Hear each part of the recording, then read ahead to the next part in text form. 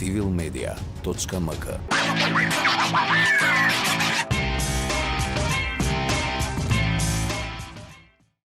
Ова се кратки нозе. Добре дојдовте.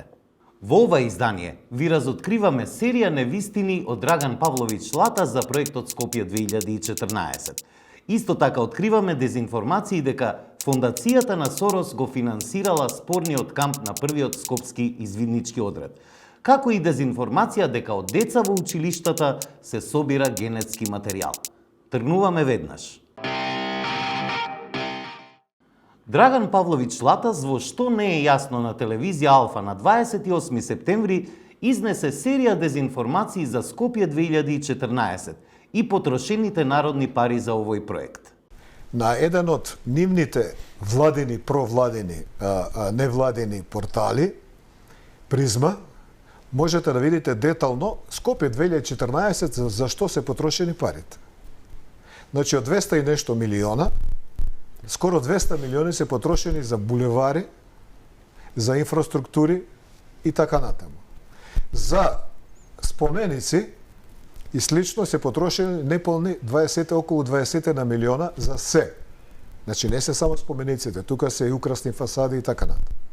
Што значи дека е лага дека ВМРО парите ги трошел за споменици и слично, а оние не ги трошат.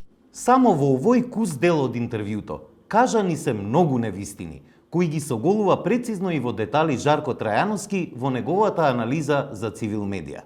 Прво, податоците од Скопје 2014 под лупа на Призма велат дека вкупната потрошена сума не е 200 и нешто милиони како што тврди Латас, туку над 684 милиони евра.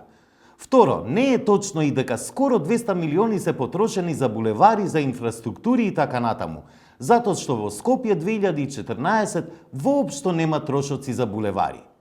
Трето, за 34 споменици се потрошени 33,62 милиони евра. За Порта Македонија изградена како скулптура 6,31 милиони и уште 6,49 милиони за други скулптури.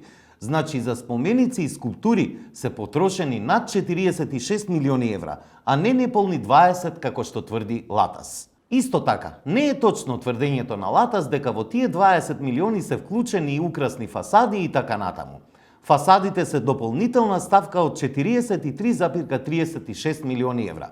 Како и плоштадите 32,21 милион, фонтаните 3,39 милиони и мостовите со скулптури и скапи огради 7,95 милиони евра.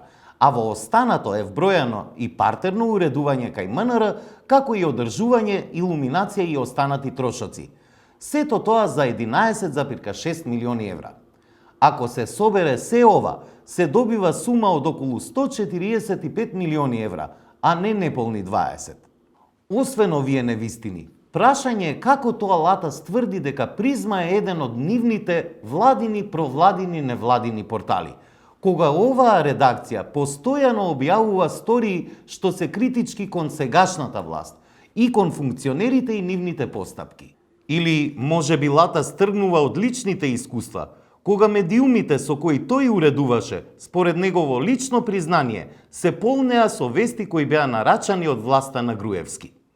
И Груевски своевремено ги обвинуваше невладините организации и медиумите дека дезинформираат, дека Скопје 2014 ќе чини 80 милиони евра во 8 буџетски години.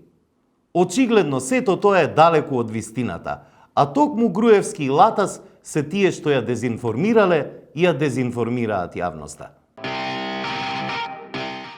Одредени медиуми и профили на социјалните мрежи објавија дека Сорос и град Скопје го финансирале кампот на средношколци, есенски бакнежи и прегратки, секс, скаутс и рок-н-рол на првиот скопски извиднички одред, во кој според дел од родителите имало спорни активности за сексуална едукација.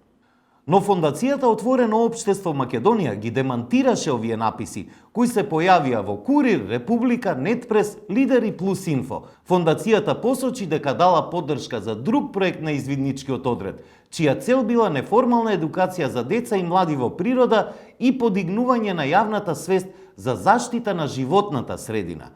По демантот од фондацијата, Плюс Инфо ја избриша веста од својот сајт. И од град Скопје соопштија дека во проектот за кампот не била наведена оваа активност. Црната пропаганда кон Сорос е глобален феномен. И кај нас со години се оцрнува оваа фондација и не само таа, туку и многу други организации, активисти, новинари и личности кои се поврзуваат со неа и кога немаат воопшто никаква врска.